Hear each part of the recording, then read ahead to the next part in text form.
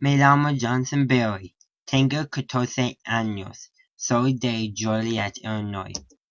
Me gusta leer. Mis libros favoritos son Star Wars, Star Trek, Warriors y historia. Me gusta ver la televisión.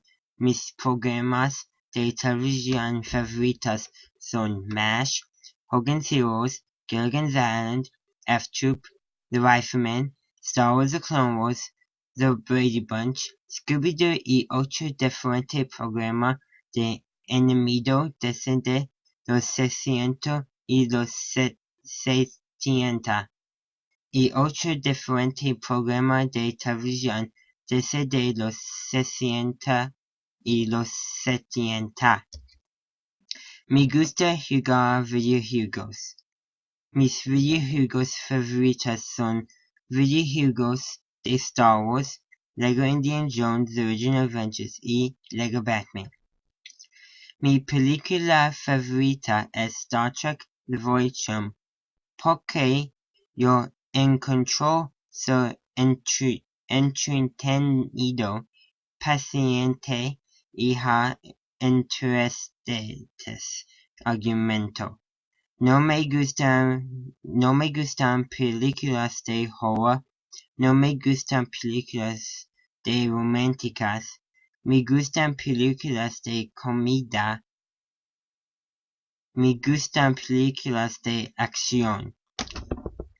Durante el verano, yo juego videojuegos, leo libros, veo la televisión y acampo. Yo juego videojuegos mucho, pero no mucho. Yo leo muchos libros. Yo acampo en Tucson, Indiana Dunes o Branson, Missouri. Jeremy y Tony son mis mejores amigos. Jeremy es bajo, rubia, simpática y tonto. Tony es alto pero bajo, simpático, moreno y cómica.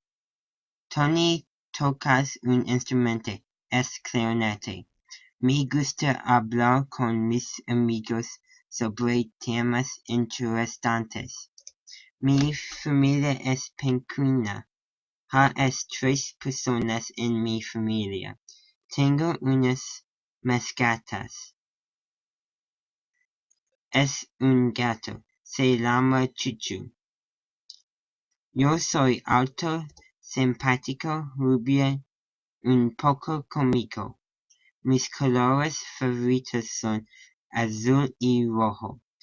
Mis clases que tengo este año escolar son la educación física, materia, tecnología, biología, geometría, inglés, human geografía y español 2.